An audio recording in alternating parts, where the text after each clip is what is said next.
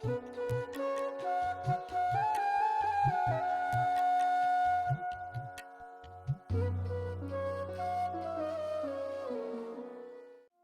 कृष्ण। कार्तिक मास के कृष्ण पक्ष में आता है एक सबसे महत्वपूर्ण त्योहार जिसे हम दीपावली के नाम से जानते हैं। हमारे हिंदू वैदिक धर्म में ये सबसे बड़ा पर्व है जो कि 5 दिनों तक चलता है। दिवाली के एक दिन पहले यानी कार्तिक मास के कृष्ण पक्ष की चतुर्दशी को छोटी दीपावली या फिर नरक चतुर्दशी कहते हैं। इस दिन भगवान श्री कृष्ण ने नरकासुर नामक राक्षस का वध किया था और उसके द्वारा बंदी बनाई गई 16,100 राजकुमारियों को मुक्त किया था। इसकी कथा कुछ इस प्रकार है।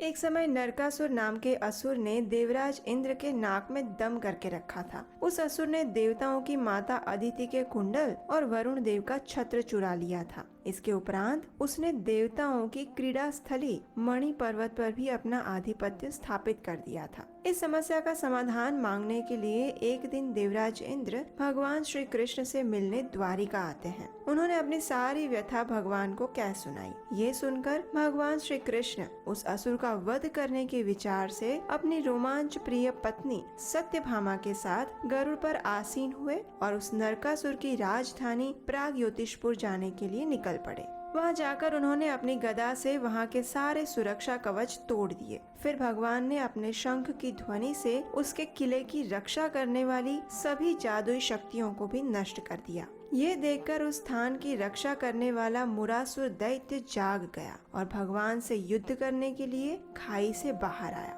अपने 5 मुखों से गर्जना करते हुए उसने अपना त्रिशूल उठाया और भगवान की ओर फेंका, लेकिन भगवान ने अपने बाणों से उसके टुकड़े टुकड़े कर दिए। जब वो दोबारा भगवान पर प्रहार करने आया तभी श्री कृष्ण ने अपने सुदर्शन से उसका सिर धड़ से अलग कर दिया। जब नरकासुर को पता चला कि उसका मुख्य सेनापति मुरासुर मारा गया है तो वो स्वयं हाथी पर सवार होकर भगवान से युद्ध करने के लिए बाहर आया। उसने गरुड़ पर विराजमान श्री कृष्ण और सत्यभामा को देखा जो कि अत्यंत सुंदर और तेजोमय